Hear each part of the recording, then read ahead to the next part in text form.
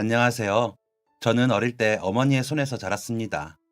아버지는 사고로 돌아가시고 어머니께서 저를 혼자서 키우셨는데 젊은 나이에 아버지를 만나 결혼하기 전 제가 생겼다고 해요. 아버지는 보육원 출신으로 가족이 없는 분이셨고 어머니는 부모님이 두 분 다 계셨지만 매우 엄한 분들이라 아버지를 만나면서 갈등이 좀 있었다고 해요. 어머니가 집안이라고 할 것도 딱히 없고 직업이나 돈벌이까지 변변찮은 아버지를 만난다는 사실을 알고 엄청나게 반대하셨는데 어머니께서 처음으로 부모님께 반항하며 계속 아버지를 만나셨다고 하더라고요. 그래서 가뜩이나 두 분이 만나는 것을 탐탁치 않아 하셨는데 결혼도 하기 전에 아이까지 생겼으니 두 분은 엄청나게 화가 나셨죠. 그래서 자식 없는 셈 치고 살겠다며 어머니께 나가서 살라고 하셨다네요. 그 길로 어머니는 짐을 챙겨 나와 아버지와 결혼하고 저를 낳았어요. 사실 나이를 먹고 제가 아이가 생기고 나니 양쪽 입장이 모두 이해가 돼요.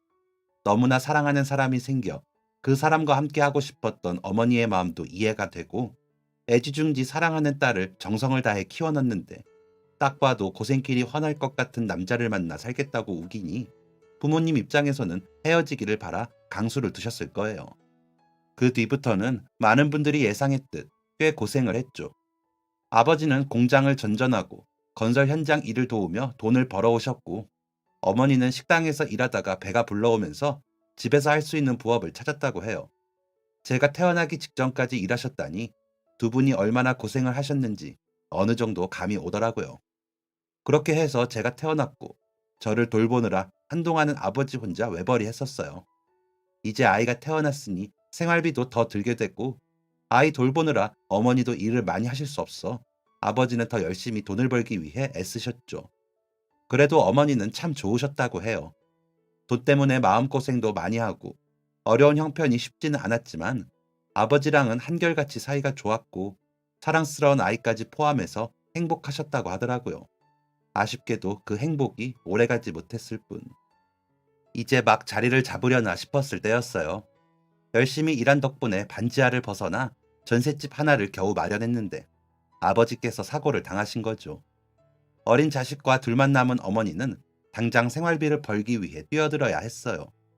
어머니는 동네에서 한 아주머니의 소개로 화장품 방판 일을 시작하게 되었어요. 워낙 외모가 예쁘고 말주변도 좋고 성격도 사근사근해서 영업일은 어머니에게 아주 잘 맞는 일이었죠. 덕분에 일을 시작한 지 얼마 후부터 어머니는 꽤 매출을 잘 올리는 영업사원이 되었어요. 집집마다 다니면서 사람들에게 화장품 설명도 해주고 가끔은 우리 집으로 사람들이 와서 이야기를 나누기도 했어요. 그러다 보니 저 역시도 화장품에 관해서 많은 정보를 접하게 되었죠.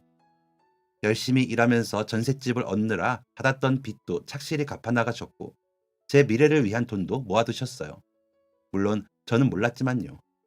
하지만 제가 중학생이 될 무렵 어머니께서는 큰 병을 앓게 되셨어요. 갑작스럽게 쓰러지신 후 병원으로 옮기게 되었고 저는 불안하고 걱정스러운 마음으로 그 곁을 지켰습니다. 겨우 눈을 뜬 어머니께서는 눈물 콧물로 얼굴이 엉망이 된 저를 바라보더니 집으로 가서 한 전화번호를 찾게 했어요. 아직 그 번호가 맞을지는 모르겠지만 전화해서 손주라고 말씀드리렴. 그리고 그때 처음으로 저에게 외할아버지, 외할머니가 있다는 것을 알게 되었어요. 그동안 어머니께서 자신의 부모님에 대해서는 말을 하지 않으셔서 아버지처럼 가족이 없으신 분인 줄 알았거든요. 어머니께서는 그동안 저에게 말하지 않았던 일들을 이야기해 주셨어요. 어떻게 아버지를 만나게 되었는지, 부모님과 사이가 좋지 않아져서 집을 나와 저를 키우게 된 이야기까지 해주셨어요. 저는 집으로 돌아가서 어머니께서 말씀해 주신 수첩에서 번호 하나를 찾았어요. 그리고 전화를 드렸는데 다행히 아직 번호가 바뀌지 않았더라고요. 여보세요? 저 안녕하세요. 저는 너 혹시 연수 아들이니? 부모님의 촉이라는 게 이런 걸까요? 제가 자신을 뭐라고 소개해야 할지 우물쭈물하며 어머니께서 일러주신 손주라는 말이 빠르게 튀어나오지 않았는데 전화를 받으신 할머니께서는 한 번에 맞추시더라고요.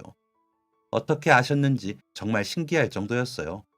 저는 전화로 어머니께서 아파서 병원에 입원하셨다는 이야기를 전해드리고 할머니께서는 어느 병원인지를 물어보시며 다음날 바로 오시겠다고 했어요. 다음날 저는 아침 일찍 학교에 갔고 수업을 마친 후 바로 병원으로 달려갔어요. 가보니 병원에는 처음 보는 분들이 어머니 곁을 지키고 있었습니다. 와서 인사드리렴. 외할머니, 외할아버지셔. 그날이 제가 태어나서 처음으로 외조 부모님을 만난 날이었어요.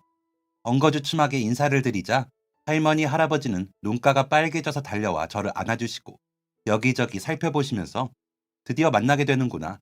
만나서 반갑다. 라고 이야기하셨어요. 그때 당시 저는 어머니께서 왜 병원에 입원했는지 잘 몰랐습니다. 어머니는 자신이 어딘가 아픈지를 숨기고 저에게는 그저 피곤해서 빈혈이 생겼을 뿐이라고 했거든요. 하지만 그 빈혈은 생각보다 더 심각한 문제였어요. 사실 어머니는 자신이 아픈 이유를 그전부터 알고 있었다고 해요. 그래서 혹시나 자신이 없으면 제가 어떻게 살까 걱정되어 전보다 더 열심히 일하며 제 앞으로 돈을 모았다고 하더라고요. 하지만 여전히 저는 아직 어머니 눈에 어린아이였기에 혼자서 살아갈 수 있을까 걱정이 되었다고 해요. 어떻게 해야 할까를 고민하다 결국 아주 오래전 집을 나왔던 자신의 부모님에게 연락을 드려보자 싶었죠. 예상과는 달리 할머니, 할아버지께서는 흔쾌히 달려와 주셨고 어머니의 사정을 알게 되어 저를 돌봐주겠다고 하셨다고 해요. 사실 어머니께서 집을 나오실 때도 두 분은 다시 돌아오기를 기다리셨다고 해요. 아직 어린아이가 아기까지 생겨 집을 나갔으니 돈이 없어서 힘들던, 철없이 혼자 아이를 키우는 게 힘들어서던 다시 집으로 돌아올 거라고 생각하셨대요. 하지만 아무리 시간이 지나도 연락은 오지 않았고 혹시나 나가서 일이 잘못된 것은 아닐까 늘 마음을 졸이며 사셨대요. 엄하게 대하셨지만 사실 두 분도 딸이 잘 되기를 바라든 잘 살기를 바라든 부모의 마음이셨던 거죠. 그리고 그런 마음으로 그 오랜 세월을 전화번호도 바꾸지 않고 이사도 가지 않고 기다리셨던 거예요. 할머니는 바로 집에서 짐을 챙겨 우리 집으로 올라오셨어요. 할아버지는 일하고 계셔서 같이 오시진 못했지만 매주 주말마다 시간이 되면 병원으로 오셔서 딸과 시간을 보내셨죠.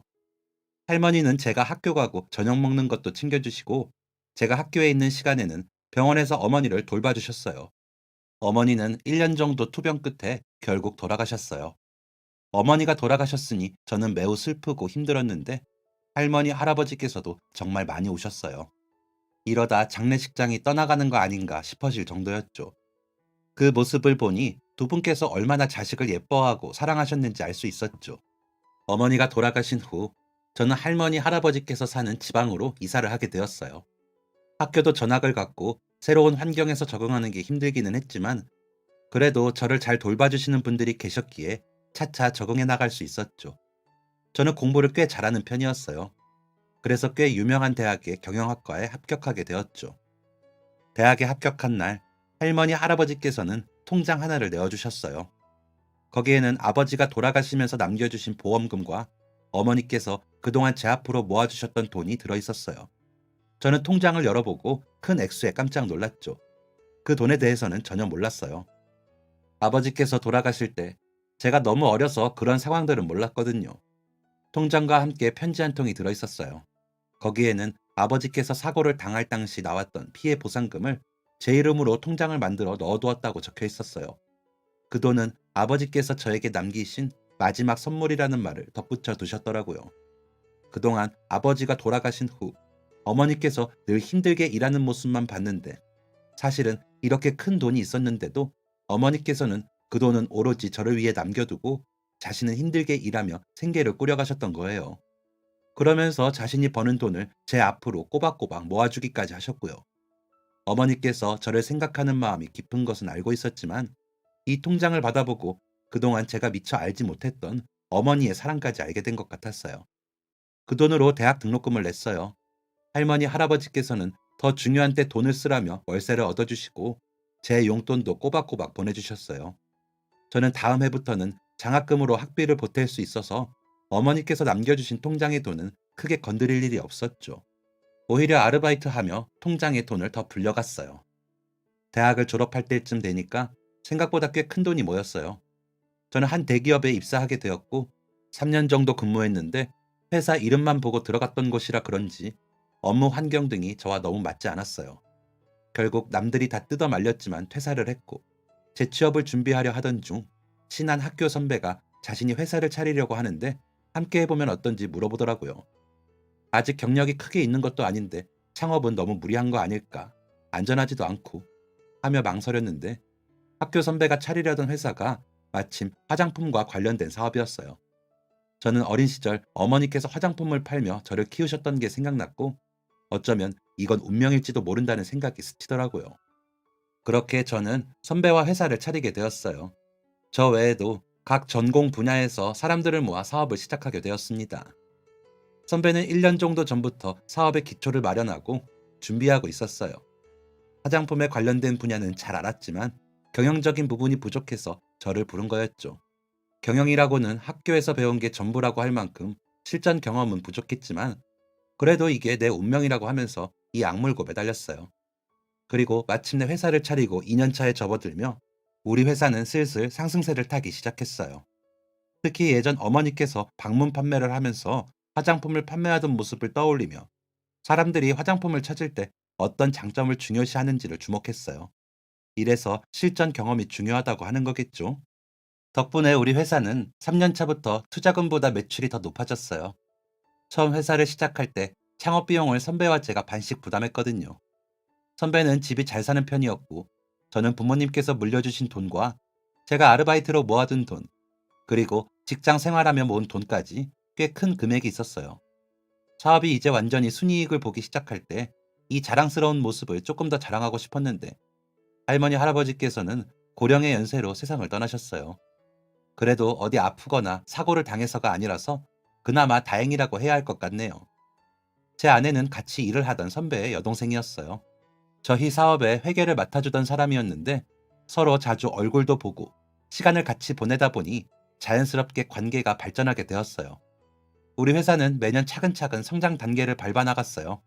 그리고 창업을 한 지 10년 정도 되었을 때 마침내 주변에서 이름을 이야기하면 많은 분이 알 만한 회사가 되었죠. 그 사이 저는 결혼도 하고 아이도 낳고 한 집안의 가장이 되었어요. 회사의 규모도 꽤 커졌지만 저랑 선배는 일을 소홀히 하지 않았어요. 제품 공장도 자주 방문하고 영업적인 부분도 늘 발로 뛰었죠. 포장부터 검수까지 직접 참여해서 진행하기도 했어요. 샘플 테스트부터 회의까지 빠지지 않고 참석하는 건 물론이었죠. 특히 저는 경영을 담당하는 만큼 거래처와 영업에도 진심이었어요. 곧 새로운 라인을 시작하기 위해 계획을 하던 중이라 매우 중요한 시기가 다가왔죠. 우리 회사는 모두 촉각을 곤두세우고 신규 사업을 위해 몇 날 며칠을 밤을 새우며 준비하고 있었어요. 그러던 중 사건이 발생하게 되었습니다. 중요한 업무 미팅을 마치고 나오는 중 택시를 타고 집에 돌아왔는데 택시에서 내리려고 하니 지갑이 없어졌더라고요. 눈앞이 아찔해지면서 진짜 큰일 났다 싶었어요. 돈이나 카드는 그냥 그렇다 치더라도 지갑 안에는 제가 어린 시절부터 부모님과 함께 찍은 유일한 사진이 들어있었거든요. 게다가 얼마 전 사업자 알게 된 중요한 분의 명함도 거기 들어있었어요. 와, 정말 눈앞이 아찔했습니다. 일단 택시비는 아내에게 이야기해서 낼 수 있었지만 저에게 가장 중요한 물건들이 그 지갑 안에 들어있어서 어떻게 해야 하나 난감했어요. 혹시나 해 식당으로 다시 연락을 해보니 따로 분실물이 발견된 것은 없다고 하더군요. 아, 미안해 여보. 지갑도 생일 선물로 사준 건데 내가 이런 실수를 하다니. 괜찮아. 지갑은 다시 사면 되지. 그보다 문제는 그 안에 어머님, 아버님이랑 찍은 사진도 들어있었다며. 그리고 얼마 전 받은 명함까지. 정말 큰일이다. 아, 바보 같은 자식. 어쩌다 지갑을 잃어버리냐. 자기 물건 하나 똑바로 못 챙기고. 아, 멍청한 자식. 살다 보면 그런 일도 있을 수 있지. 혹시 모르니까 내일 식당에 다시 한번 전화해보자. 저는 혹시나 마감 때 청소하다가 지갑을 발견하지 않았을까 하는 기대를 하며 다음날 다시 한번 식당에 전화해 봤습니다. 하지만 여전히 식당에서는 잃어버린 지갑을 찾지 못했다고 했어요. 혹시나 뒤늦게라도 발견하게 되면 꼭 연락달라는 말과 함께 연락처를 남겨두었습니다. 거래처의 명함도 걱정되는 부분이었지만 사실 주변을 통해서 연락처나 이름은 충분히 알아낼 수 있는 부분이라 큰 걱정까지는 아니었어요. 다만 저에게 중요한 것은 그 사진이었습니다. 생활이 어려운 부모님께서 제가 두 돌 된 기념으로 처음이자 마지막으로 사진관에서 찍은 사진이었거든요. 원래는 어머니께서 부적처럼 지갑에 지니고 다니셨던 건데 어머니께서 돌아가신 후에는 쭉 제가 간직했어요. 저에게는 세상에 유일하게 남아있는 가족 사진이었는데 그걸 잃어버리다니. 카드처럼 다시 발급받을 수 있는 것도, 현금처럼 다시 생길 수 있는 것도, 명함처럼 다시 찾을 수 있는 것도 아니었습니다. 세상에 하나뿐인 유일무이한 것인데다가 이제 어디에서도 다시는 찾을 수 없는 것이었어요. 저에게는 지갑에 들어있는 돈보다 더 가치 있고 소중한 것이었습니다. 다음 날 저녁까지도 식당으로부터 연락이 오지 않아서 저는 다시 전날 식사를 했던 식당 앞으로 찾아갔어요. 그 길부터 제가 택시를 탄 지점까지 걸어다니며 다시 찬찬히 살펴봤습니다. 정말 간절한 마음을 담아 주변을 살펴봤는데 어디에도 제 지갑은 보이지 않았어요. 벌써 누군가 가져갔거나 아니면 쓰레기 차에라도 실려갔으려나 하는 생각이 들었습니다. 며칠 내내 망연자실한 얼굴로 지냈어요. 이제는 진짜 포기해야 한다고 생각했죠. 주변에서도 다들 지갑 안에 현금도 있고 하니 돈만 빼서 지갑은 어디에 버렸거나 아니면 지갑도 비싼 제품이니 본인이 가지거나 중고로 팔아버렸을 거라며 포기하라고 했어요. 그래도 저는 신락 같은 희망을 놓지 않았어요. 마음속 깊은 곳 어딘가에는 꼭 다시 돌아오기를 바라는 마음으로 기다렸습니다. 그런데 기적 같은 일이 일어났어요. 지갑을 잃어버린 지 며칠 후 집으로 택배 하나가 도착했습니다. 제 이름으로 온 택배라 아내는 열어보지 않았다고 하더라고요. 저는 택배가 올 곳이 없는데 뭘까 싶었어요. 보내는 사람의 이름을 보아도 전혀 모르는 사람이었죠. 그리고 상자를 개봉했는데 그 안에는 제가 오래도록 기다린 지갑이 들어있었습니다. 돈을 세어보니 역시나 예상대로 원래 들어있던 금액과 맞지 않더라고요. 그런데 딱 제가 예상한 금액만큼 맞지 않았습니다. 이 사실이 너무 놀라웠어요. 그리고 맞지 않는 금액 외에는 모든 것이 잃어버리기 전 그대로였습니다. 사실 돈을 다 가져가고 원래 빈 지갑이었다고 발뺌하면 그만이죠. 현금이 20만 원 정도 들어있었는데 큰 금액이다 보니 누가 탐을 냈다고 하더라도 잃어버린 제가 잘못이지 누구를 나무랄 수 있겠어요. 그런데 그 지갑 안에는 정말 딱 제가 예상한 만큼만 돈이 비어 있었어요. 주변 사람들은 역시 그럴 줄 알았다 라고 이야기하더군요. 하지만 그 뒤에 이야기는 반전이 있죠. 제가 금액을 예상할 수 있었던 것은 바로 편지 때문이었습니다. 박스 안에는 지갑만 들어있던 게 아니었거든요. 아주 삐뚤빼뚤한 손글씨로 쓰인 편지도 같이 들어있었어요. 편지에는 당당하게 자신의 이름과 연락처까지 쓰여 있었습니다. 저는 편지에 적힌 연락처로 전화했어요. 없어진 금액에 관해서 물어야 했으니까요. 여보세요? 안녕하세요. 아드님 일로 전화드렸습니다. 네? 저희 아들이요? 저희 아들에게 무슨 일이라도 생겼나요? 다름이 아니라 제가 얼마 전에 지갑을 잃어버렸는데 그 문제로 말씀드릴 게 있어서요. 시간 되시면 아드님과 꼭 직접 만나보고 싶은데 괜찮을까요? 여자분은 아들에게 자초지종을 다시 물어본 후 연락을 주겠다고 했어요. 그리고 몇 시간 뒤 아들에게 이야기를 들었다며 어디에서 만나면 좋겠냐고 물어 저희는 약속을 잡게 되었습니다. 다음 날 약속 장소로 가보니 20대 초중반으로 보이는 어린 여자분이 초등학생쯤 되어 보이는 남자아이를 데리고 기다리고 있었어요. 저는 다가가서 먼저 인사를 드리고 명함을 드리면서 자기소개를 하였습니다. 아들한테 이야기 들었어요. 선생님 지갑을 돌려주었다고요? 부족한 돈 부분은 정말 죄송합니다. 저희 애가 아직 뭘 잘 몰라서 정말 죄송합니다. 아닙니다. 죄송하다는 말을 듣고 싶어서 부른 것이 아니에요. 저에게 너무 소중한 지갑이라 돌려준 것만으로도 저는 너무 감사하게 생각하고 있습니다. 그 지갑에는 제가 이제 다시는 구할 수 없는 아주 소중한 것이 들어있거든요.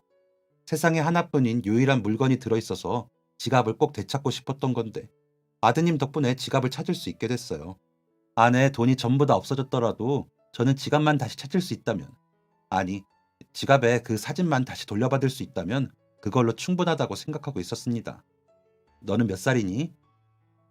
저는 여자분 옆에 앉은 아이에게 물었어요. 아이는 자신이 9살이라고 이야기하였죠.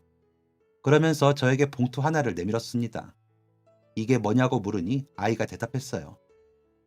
지갑에서 제가 쓴 금액이에요. 잊어버리지 않게 알림장에 써놨어요. 아저씨 돈을 허락받지 않고 사용해서 정말 죄송합니다.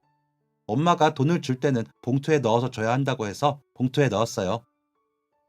봉투를 열어보니 접은 자국이 선명한 지폐가 들어있었고 동전까지 야무지게 들어있었어요. 봉투 앞에는 죄송합니다 라는 글자와 아이 이름이 적혀 있었죠. 저는 아이에게 봉투를 다시 돌려주었어요. 사건의 전말은 이랬습니다. 식당에서 나와서 담배를 사기 위해 슈퍼에 잠깐 들렸는데 그때 계산을 하고 나오던 중 뒷주머니에 지갑을 넣다가 슈퍼 입구에 떨어뜨렸나 봐요. 마침 그게 떨어지면서 슈퍼 앞에 있는 화분 같은 곳 사이에 떨어졌는데 그걸 모르고 택시에 타버린 거죠. 아이는 다음날 아침 학교에 가던 중이었어요. 그날 아침은 아이 엄마가 일찍 일을 나가야 해서 밥을 챙겨주지 못해 용돈을 주고 슈퍼에서 빵과 우유를 사서 먹으라고 했죠. 아이는 슈퍼에서 빵과 우유를 사서 나오는데 화분 사이에 뭔가 이상한 게 떨어져 있는 것을 봤다고 해요. 처음에는 만화 캐릭터 카드 같은 건가 싶어서 주었는데 들어보니 웬 지갑이었던 거예요. 깜짝 놀라서 어떻게 해야 하지 하고 있었는데 그때 마침 눈앞에 우체국이 보였다고 해요. 엄마가 종종 중고 거래할 상품을 택배로 보내기 위해서 우체국에 데리고 가고는 했었는데 그 기억이 떠오르면서 택배로 보내면 제가 받을 수 있겠구나 싶어 우체국으로 달려가서 지갑을 택배로 보낸 거라고 하네요. 여기까지 듣고 9살 아이가 참 영특하다 싶었어요.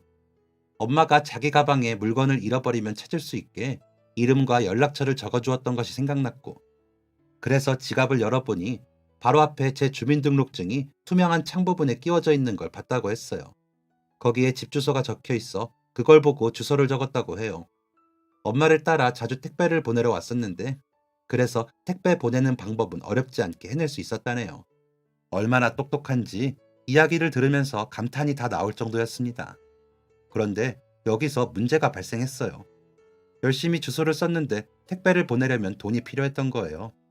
사실 착불로 보내는 방법도 있는데 아이는 그 방법을 몰랐다고 해요. 무게를 달아주고 직원분이 금액이 얼마 나왔으니 내야 한다고 하자 아이는 돈을 바로 내는 방법만 알았고 너무 당황해서 어떻게 해야 할지 고민하는데 아까 슈퍼에서 빵과 우유를 사버려서 가지고 있는 돈도 하나도 없던 상태였죠. 한참을 고민하던 아이는 지갑에 돈이 들어있던 것이 생각났고 지갑에서 돈을 빼서 택배비를 내게 되었다고 해요. 남의 돈을 허락도 없이 함부로 사용했으니 마음이 너무 무거웠던 아이는 택배를 보내기 전에 편지 한 장을 썼어요.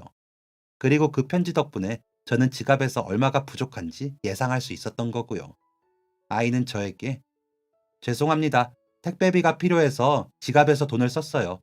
저희 엄마 핸드폰으로 연락해 주시면 제가 용돈 모은 거로 꼭 갚을게요. 죄송해요. 라고 적어서 보내주었거든요. 그 편지를 읽고 처음 딱 들었던 생각은 정말 기특하다는 거였어요.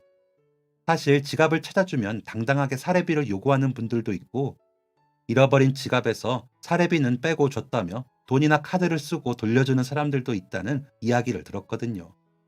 그래서 혹시나 하는 마음에 저도 카드를 분실 신고하지 않았고요.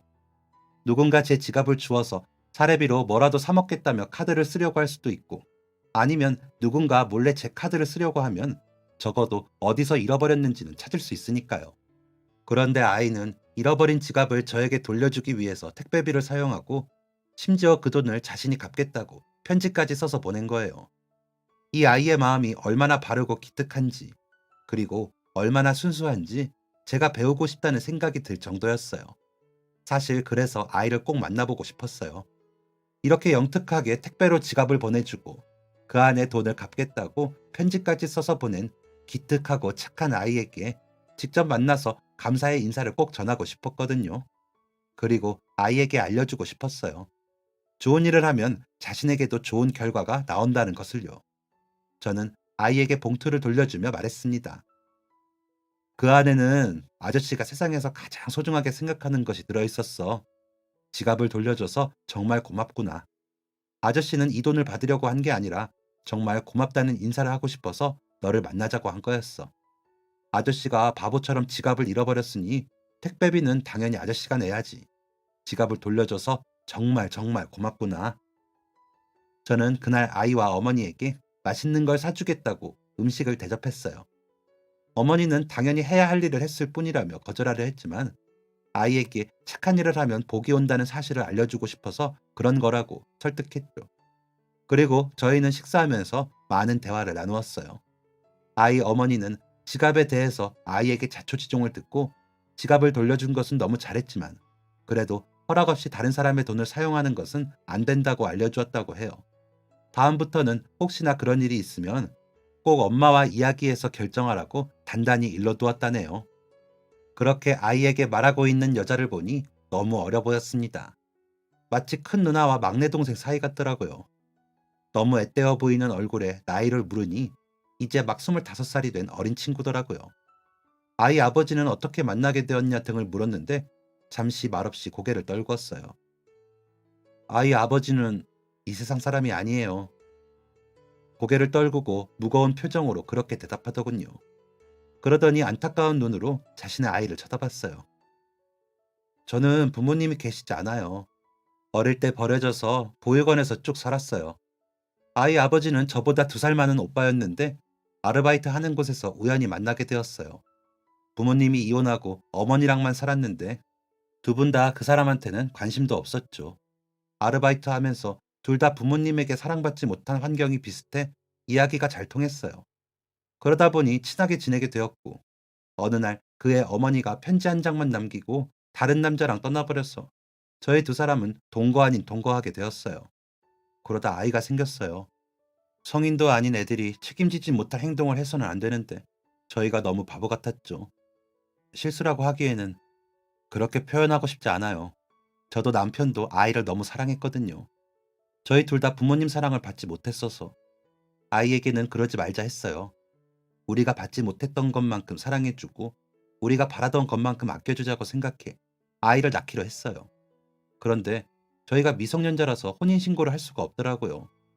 어쩔 수 없이 아이를 낳아서 남편의 호적으로 먼저 출생신고를 했어요. 혼인신고는 우리가 성인이 되면 바로 하자고 했죠. 문제는 군대였어요. 혼인신고를 해야 가정이 있는 거로 나와서 현역으로 가지 않을 수 있다더라고요. 그런데 저희는 혼인신고를 못하고 있는 상황이었으니 남편은 성인이 되면서 군대를 가야 했어요. 결국 남편은 현역으로 입대했고 저는 남편 대신 돈을 벌어야 했어요. 그리고 남편이 입대하고 나서 저도 법적으로 만 18세 이상이 되었고 저희 두 사람은 혼인신고를 하면서 진짜 부부가 되었죠. 형편이 워낙 어려워서 결혼식이랄 것도 없이 남편이 휴가 나왔을 때 그냥 저희 세 사람이 가족 사진이나 찍었어요. 주변에서 스튜디오 같은 곳에서 사진도 찍는다는데 저희는 그럴 형편이 되지 않아서 일회용 카메라를 사서 저희끼리 사진을 찍었어요. 그게 저희의 첫 가족 사진이자 마지막 가족 사진이었죠.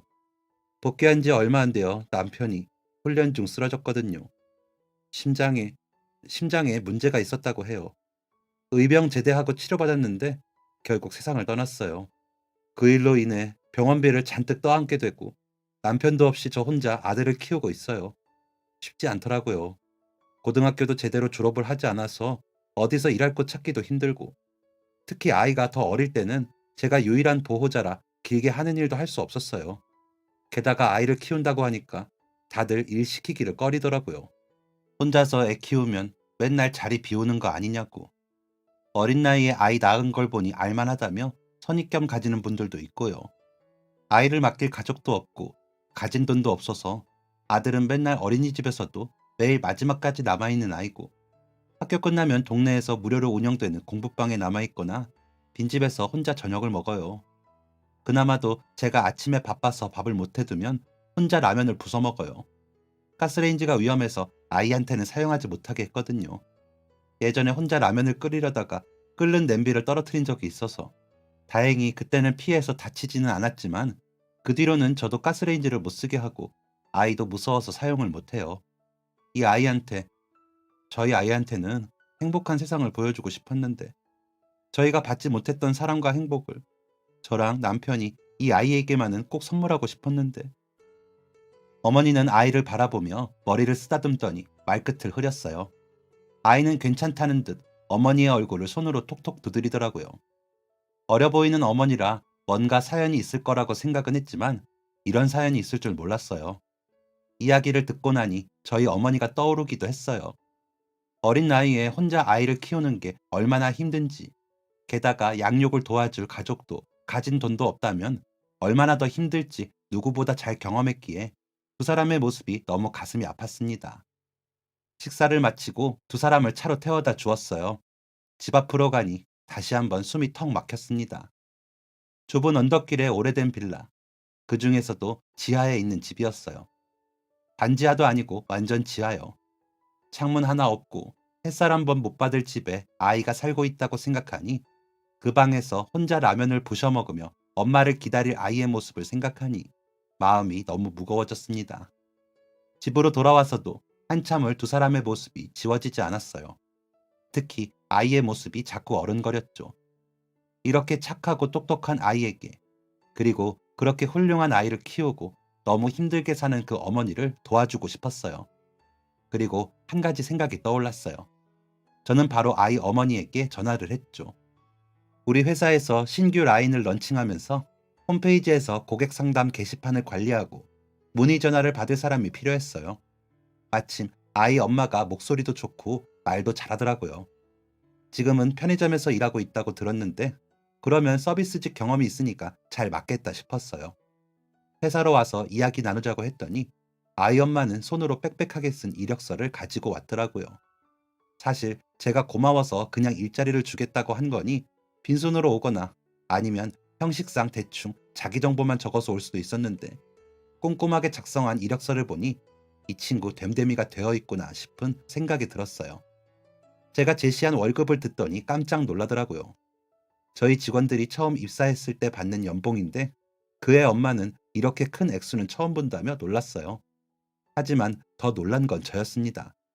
근무를 맡겨보니 일을 너무 잘하더라고요. 솔직하게 말하면 저 역시도 일자리를 주면서도 다른 입사자들에 비해서 학력이나 자격증도 부족한데 잘 해낼 수 있을까 하는 의구심이 들기도 한 게 사실이에요. 그런데 그동안 기회가 주어지지 않았을 뿐이지 좋은 재능을 가지고 있더라고요. 똑똑하고 친절하고 야무지기까지 해서 게시판 관리하는 법도 금방 배우고 문의 전화가 오면 야무진 말솜씨로 훌륭하게 고객 응대를 해냈어요. 주변에서도 어떻게 저런 직원을 뽑았냐며 칭찬이 자자했죠. 입사하고 나서 저는 이제 직장인이니 전세 대출도 가능하다고 알려주었어요. 그리고 저 역시 아이와 그 어머니가 괜찮은 집에서 살 수 있게 다양한 제도들과 주변 지인에게 발품을 팔아 좋은 곳을 찾아주었죠. 몇 군데 집을 알아보러 다녔고 저는 매달 월급에서 조금씩 갚으라며 두 사람이 괜찮은 곳으로 이사를 할 수 있도록 도와주었어요. 이사 비용도 제가 대신 부담했습니다. 아이가 무척이나 좋아했어요. 지하방에서 나던 퀴퀴한 냄새가 나지 않는다며 엄청나게 기뻐하더라고요. 처음으로 자기 방도 생기고 침대랑 책상도 생겼다면서 엄청나게 기뻐했어요. 그 모습을 보니 그동안 어린아이가 얼마나 고생을 했을까 싶어 괜히 제가 다 눈물이 울컥하더라고요. 아이 어머니는 자신이 받은 은혜를 언젠가 꼭 갚겠다며 계속 열심히 일하고 있어요. 자기 일처럼 일해주는 직원이 있어 제가 오히려 더 든든하지만요.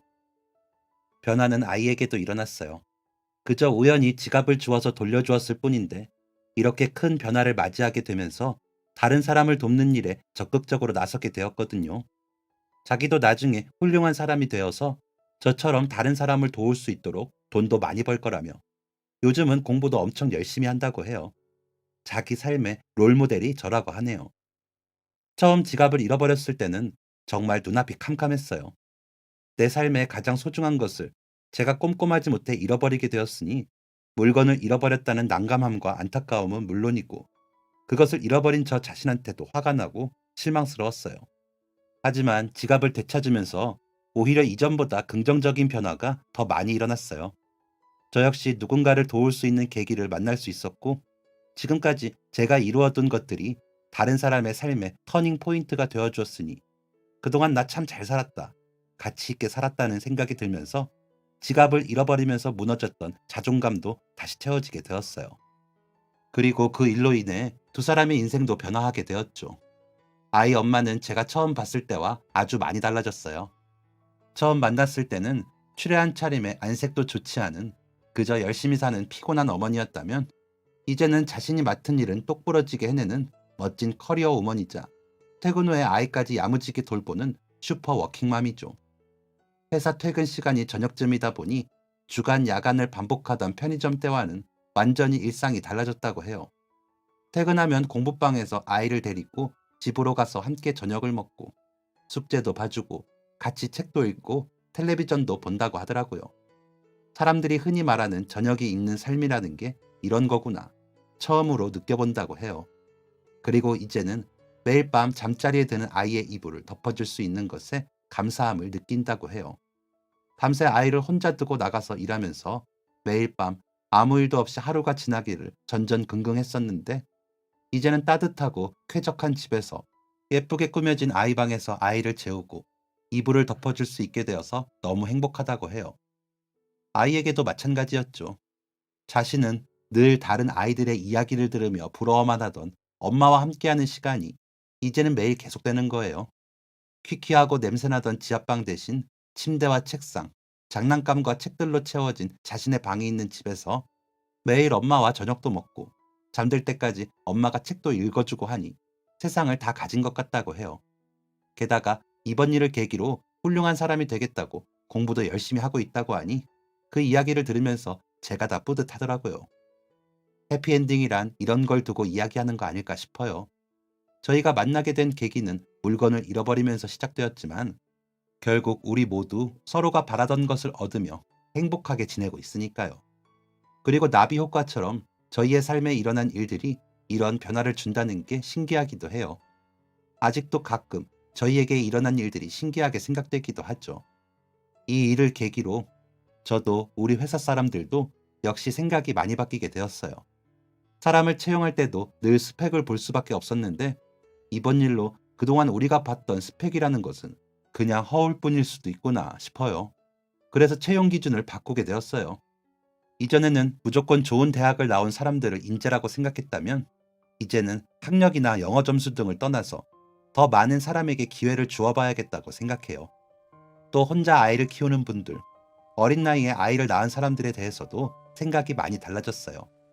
아직까지 저 역시도 적응이 필요하지만 앞으로 우리 회사가 더욱 성장해 혼자 아이를 키우는 직원들에게도 더 좋은 기회를 제공하고 좋은 환경을 만들 수 있으면 좋겠어요.